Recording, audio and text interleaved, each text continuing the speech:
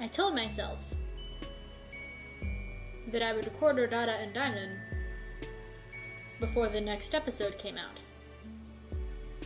And look what happened, folks!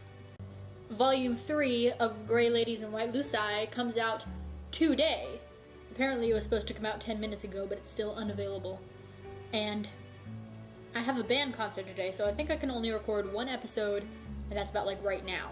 So, I'm going to do a little bit of recording for our Data's route, because it will be easier on my voice than the Diamond voice that I'm really not very confident about at all. So I will probably tomorrow, or the next day, or whenever, be playing definitely Skilla's route, because oh my god. I didn't like her at first, but then that one comic of her won a round of the comic contest, the one where she's just like going through all the Homestuck panels and stuff. And I started liking her even more, and then I drew her a couple times, and now she is definitely in the bracket of second best girl. She shares a slot with a few others. Amicia is still number 1. The Friendsim might change that a little bit, but for now, she is in the number 2 slot. And I'm very excited for her. To be honest, Branya I don't like as much. Like, her design is kind of unappealing. I've seen the preview photos from the design. She looks okay. I'll probably like her a lot more once I actually play her route. She just kind of seems a little uninteresting to me.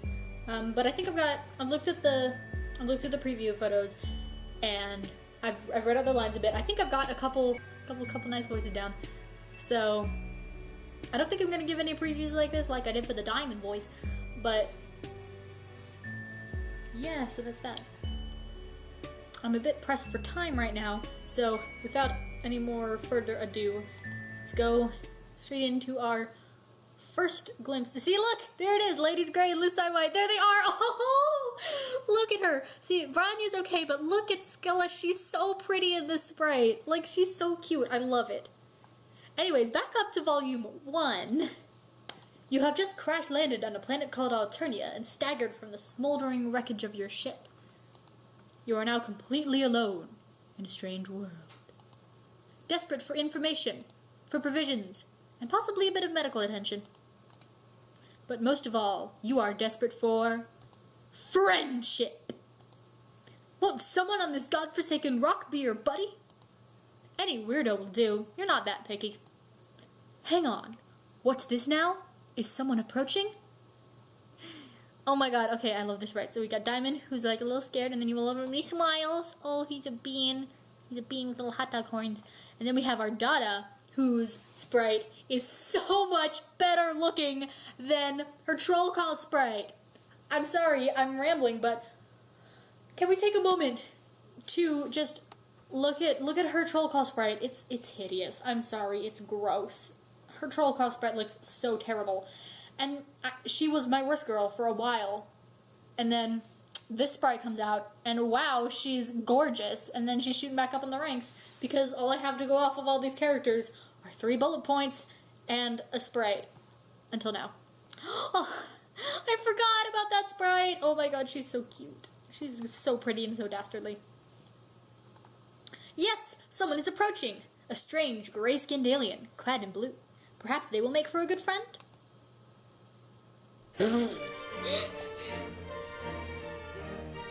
Dear God. Oh my god. That's a perfect face for her. I'm trying to see if I can hear her theme. It got really quiet, so I thought it was just a sting. Let me see if I've got my music. Yep.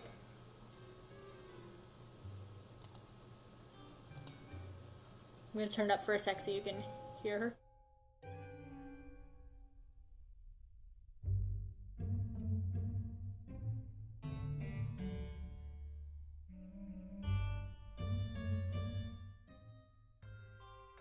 Yeah, that is some nice theme music. Oh my god, I love it. I want to play on the piano today. Dear God. And just what are you supposed to be? That's a bit too deep.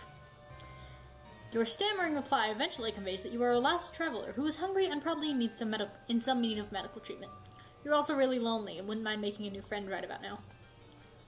Oh my.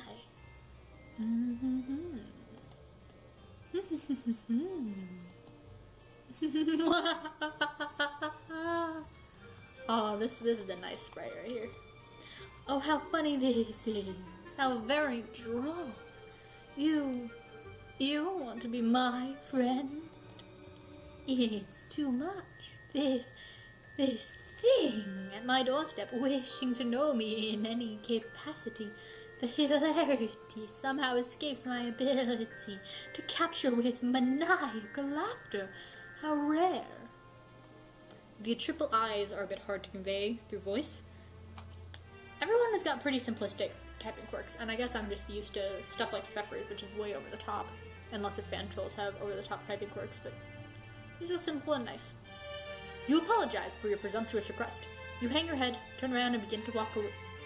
And just what do you think you are doing? Who invited you to leave? You stop in your tracks obediently and turn to face her again. Your possibly broken ribs are throbbing in pain, but this does not strike you as the right moment to exhibit weakness. It dawns on me that we may have gotten off on the wrong sauropod. Where are my manners? Ghastly behavior on my part.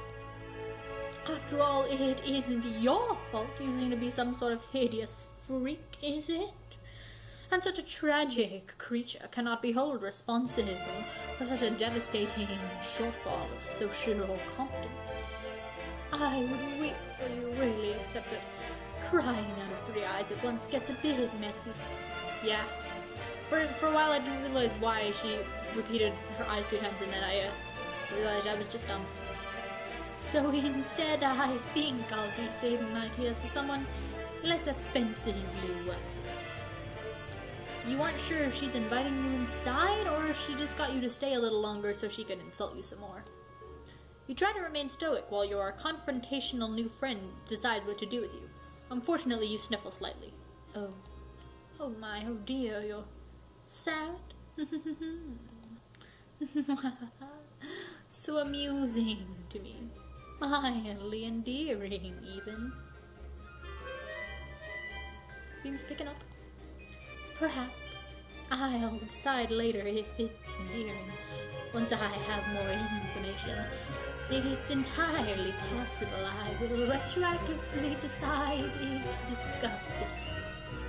I like how, so far, like, I don't know anything about Diamond, but everybody assumed Ardada's personality and it was pretty on point. Amicia was split into 2 camps, the whole sweet little gremlin who didn't hurt anybody, which ended up being true, camp, and then the whole better than thou camp who thought she was just going to be the most pretentious person ever. And I'm glad that didn't come true because sweet little Amicia. Back to Ardada. Her design is very good at, her design from the beginning was very good at getting across her. But for now, try to put yourself at ease, you completely pitiful fool. Not one more sniffle. Do you understand? You nod while practicing exemplary control over your nose. I think my voice and her just changed. You have gotten yourself so agitated. I wonder why. You have nothing to worry about from me. Of course I will be your friend. Conditionally, I mean.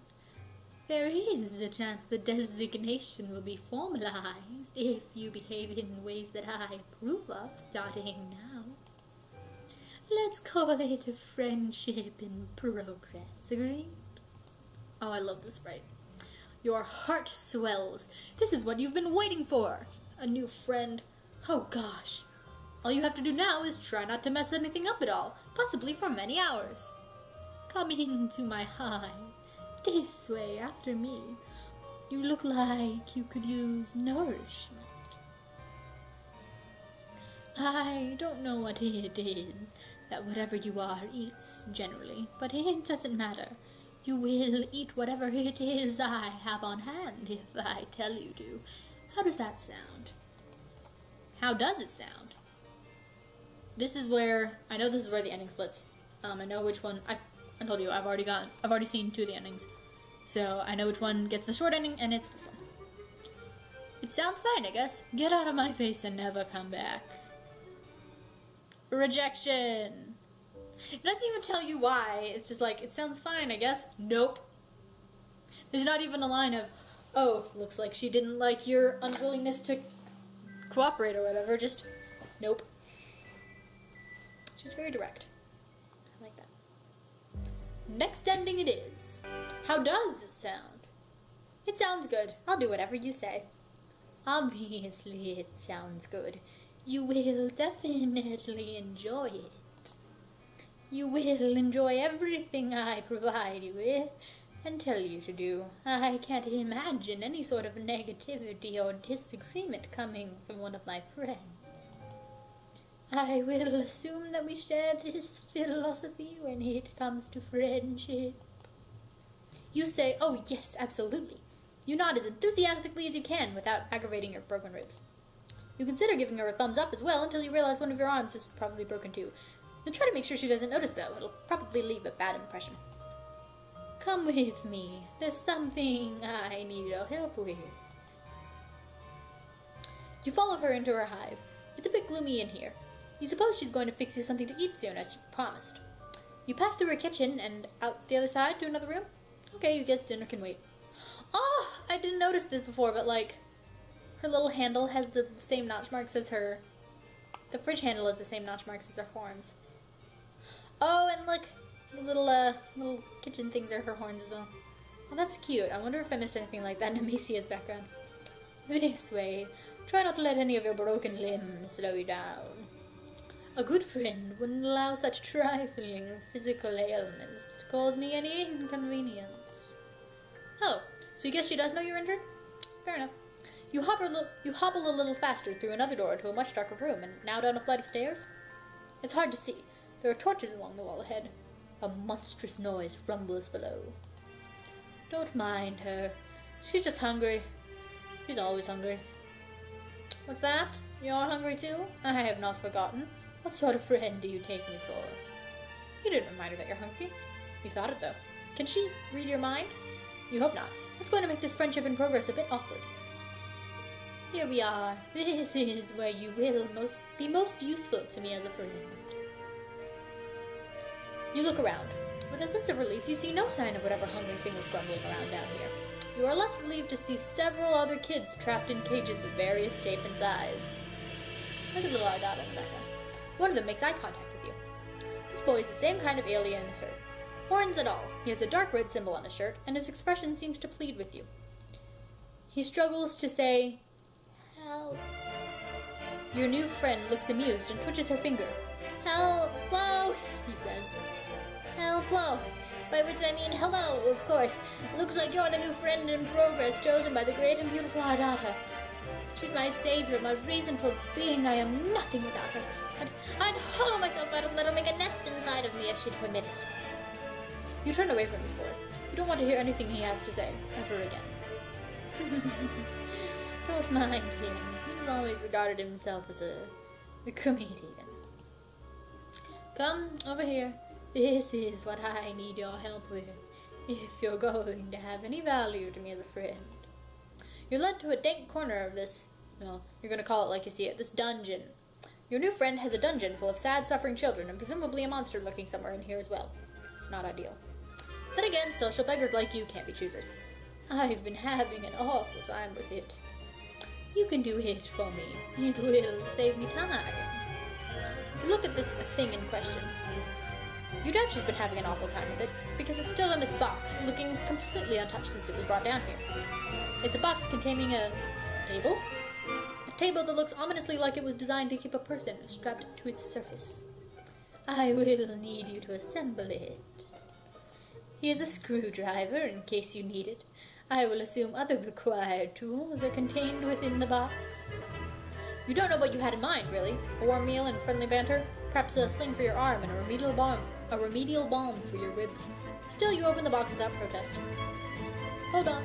Before you start, this will make for excellent content. Ah yes, the torture cam girl at work. My fans will appreciate this. Nope. She sets up a video recording device on a tripod and points it at you. A video feed comes to life on several monitors just behind you. You see in one corner of the screen an unflattering angle of your torso hunched over the furniture box. Other rectangles contain shots of the other kids in cages around the room. You suppose cameras are pointing at them, too. You had no idea this friendship came with the perk of instant stardom. Look at the little baby Ardata in the background. That's so cute. Oh my god. Now you may begin. She's suddenly sitting in a comfortable-looking chair facing you and holding a chalice, swishing around some viscous liquid it contains, like Monokuma. You have all the parts spread out on the floor, organized according to their labels in the instructions. You try to remember the last time you assembled something like this. You don't recall enjoying it. To be perfectly honest, this doesn't look like it will be fun at all. She frowns conspicuously. Oh, how sad for you. I'm sorry. Is this activity not your liking? You reassure her physically that no, it actually looks amazing. You love stuff like this. It's what you were born for, you say, as you swoosh the screwdriver around, demonstrating your plainly evident skill with the tool. As I wave my microphone around like a fool. Forget the thing you just thought. Completely arbitrary and wrong thoughts pop into your head all the time. It meant nothing, you swear. Yes, I hear that a lot. Continue. You open the little bag full of screws. Jesus, there are like 50 screws to this thing. Where can most of these screws possibly even go? Judging from the picture, the table really doesn't seem that complicated. You look at your screwdriver, then study the screws. Every single one requires an Allen wrench. Does this even seem to come with an Allen wrench? The instructions suggest it does. You look around but don't see one. Did you open the bag too forcefully? Did the Allen wrench go bouncing off into a dark dungeon crevice nearby? Maybe you lost some of the screws too. Damn it. You begin to sweat and look around nervously. You check underneath one of the parts. No, it's not under there. You grip the screwdriver a little tighter. You wonder what to do next. Okay. This right here, this is the bad end, and this is the one I've seen. So I'm going to do that in this video. Because I will just be able to talk it out. I won't have much of a reaction, and then the next video we're going to do the good end, get the hell out of there, and see what it's like. I know what happens, I haven't actually witnessed it though. You decide it would be best not to complain about the missing Allen wrench. Your friend would probably consider it in bad form. You'll just make do and twist in all the screws by hand as best you can. Your broken arm isn't making this any easier. You favor the other one and prop pieces into place precariously, leaning them against each other, while you nudge them into position with your legs so the screw holes align. It's really frustrating work, you're not going to lie. As you are twisting in the first screw, the grooves slip and the screw gets stuck, but you've already turned it too tight. Now it's hard to get it out. You twist it in reverse harder. But your fingers slip and the table pieces start to slide. They're going to fall. You react to catch them, but it's too late. The heavier piece tips over and slams you in the broken whips on its way to the floor. It hits the floor with a bang. The stuck screw pops out and goes bouncing 10 or 15 feet away, settling deep underneath a piece of dungeon furniture. God, you're probably going to need to get that. You hear a light chuckle. Good. Good. She takes another sip from her chalice and settles in more comfortably into her chair. Is she enjoying this? You think she's enjoying watching you struggle to put this stupid thing together. Maybe a little too much. Just a really sensitive sadist. Nevertheless, you continue. A friend is a friend and you don't like to let your friends down. You've committed yourself to this project. You will get the screw out from under there a bit later. Maybe when you need the final screw. You turn your attention back to the table pieces and try a different strategy. You place the biggest part, the table platform, flat on the floor. The legs will be pointing upward if they were attached. You position one leg in the right spot, in alignment with the holes, sit on the table platform and steady the leg with your feet. You grab another screw and concentrate. She sounds so pleased. It's strange, you admit, for watching this sort of activity to make someone so happy. But you also have to admit to taking a certain pride in it. It's wonderful, actually, to feel useful, wanted, important even, if only somewhat menially, to a great new friend who has discovered a way for your talents to improve her life. Here comes the air conditioning. Out of the corner of your eye, you noticed one of the caged kids reaching out with his hand. He's concentrating. And then you notice the screw you lost slowly slide out from it from underneath its hiding place. Oh, psionics. Nice! Everyone's working like a team down here. Ardata does not look at the kid, but sneers a bit. She reaches towards him, and he appears to have trouble breathing. She's force-choking him. I knew it! Ardata is actually Darth Vader. After a moment, you notice the screw slowly slides back under the thing. She releases him from his breathing problems, resumes her pleasant expression, and takes another sip from the chalice. You guess that was against the rules? You just had to make a note of it. Your friend runs a tight ship down here. You respect that. About an hour later, you have all 4 legs on, plus some other accoutrements attached. You wrestle mightily with a thing to get it upright, using your only good arm. It seems she may have forgotten about the final missing screw. You doubt the table needs it. You decide she won't bring it up if she won't. She can read your mind. You give it a test. It's pretty wobbly since you were only able to tighten the screws with your bare fingers, but again, she doesn't seem to mind.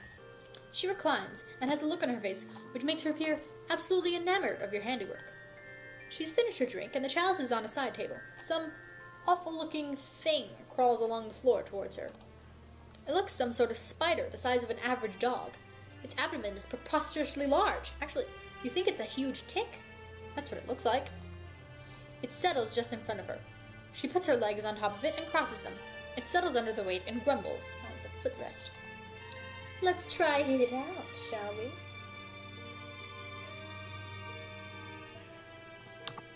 You shrug and sit down on the rather rickety table. You're about to lie down, but she interrupts you. No. You fool, you absolute fool. What do you think you're doing? That's not what I meant.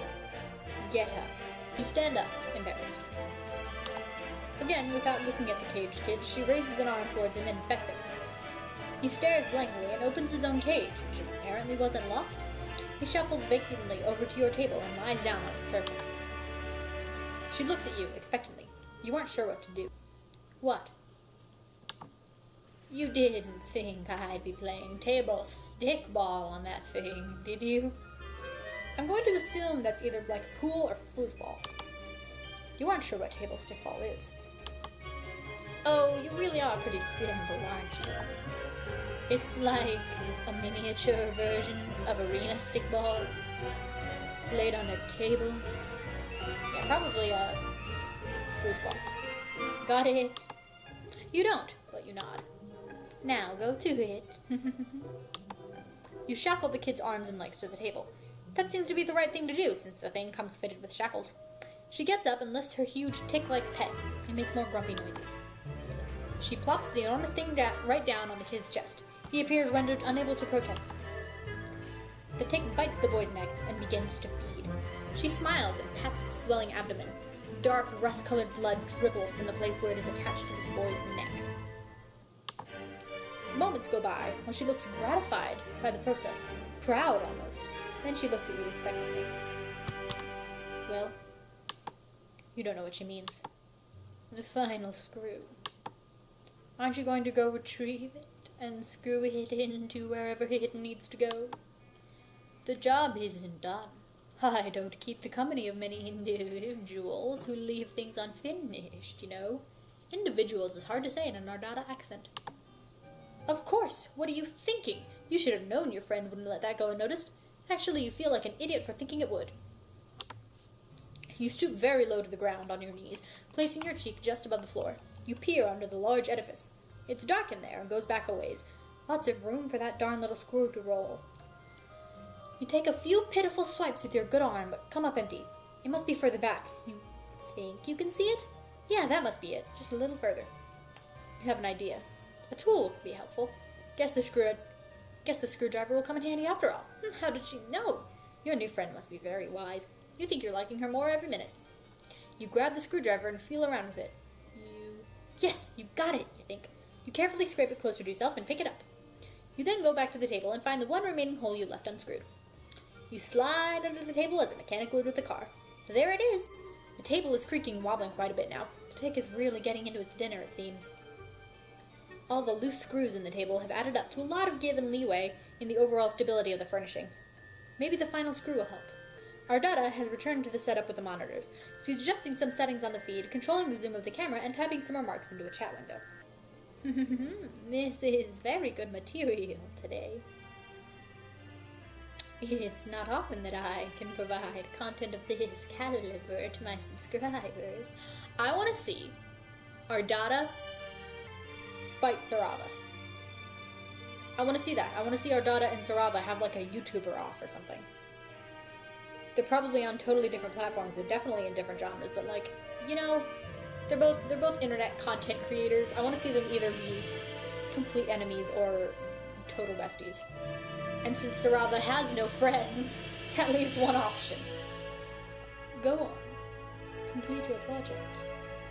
This will be very good. You still think it's weird that she likes watching you put together furniture so much. But you're not one to judge friends.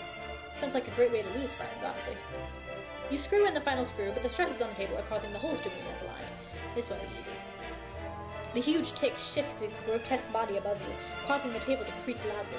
You nervously slide halfway out from under the table to check it out. Then a loud pop, the sound of scraping metal. 6 or 7 screws shoot out of the desk like rivets in a sinking submarine. What a piece of crap this thing is, you think a little too late. You really needed that Allen wrench. All 4 legs splay dramatically out from underneath it at once, like a baby deer on ice.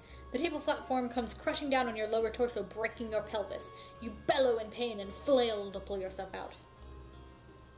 You forget that you're still holding the screwdriver. In your desperate flailing, you plunge the screwdriver into the fat abdomen of the tick, which begins gushing rust blood with great force, spraying your entire upper body and face. The beast starts thrashing wildly and screaming. You can't see your new friend due to the blood in her eyes, but you can't imagine she's thrilled about what's going on here. Yeah, I mean, I kind of just stabbed her mom. Your annihilated pelvis is in perfect agony. You have to get your miserable torso out from under this awful table. You have an idea. With your broken arm, you start slapping the big butt of the screaming tick while yelling "Yeehaw!" for some reason. You clutch the screwdriver handle with your other hand hard. The blood-gushing monster starts kicking and rearing, then blasts off across the dungeon floor like a pig at a rodeo. You hold on for dear life, still blind, but your plan works. You've been pulled out from under the tomb you spent the last hour of construction for yourself. Your pelvis is in ruins, but at least you're free now and riding like the wind. As you and the blood-spewing tick go tearing around the room, crashing into stuff, you hear a boy crying. You guess our Dada became distracted enough by your foolish display to cease her paralyzation method on him. Or maybe distracted is the wrong word. Maybe she's disappointed by your foolishness? Oh god, you might be blowing it right now. Might. The tick swerves suddenly and starts running off the stairs. The tick swerves suddenly and starts running up the stairs. Ow, ow, ow. Your brittle pelvis feels every step on the way up. It careens through the rest of the hive, crashes through the front door, then comes to a sudden halt. You're catapulted violently over its backside and sail 50 yards through the air. You land on your butt and wipe the blood from your eyes. Okay, this was embarrassing. But everyone makes mistakes, right? You can still salvage this friendship, you know you can. You turn back to look at her hive. Ardata is standing in her doorway with a furious look on her face. She is slipping you off. You will not be my friend. Rejection! The same rejection thing. It's weird, because Amicia and Saraba both had different little rejection things, but Ardada's is the same for both times. I'm wondering if this was not supposed to be the one for the other end, and if there's actually one they forgot to use, because it doesn't, this one fits this ending, it doesn't fit the other one very much. Anyways, that was Ardada's route. Sorry I didn't talk as much. As I said, I'd already seen someone play it, so I kind of knew everything that happened. I'm going to go obsessively refresh the Act 3 page now, and if that happens, I'll probably record another video right afterwards. I'll definitely post this one first. I'm going to post them in the order I record them, so if Act 3 comes out, I'm definitely going to play all that before I play the other Ardata route, just because I'm way more excited. Diamond is still at the bottom of my priorities list. Sorry, little guy. But as I said, I'm pressed for time. Today, specifically. This weekend, I have lots of time, so I'll be able to record whatever. But yeah, I guess that's the end.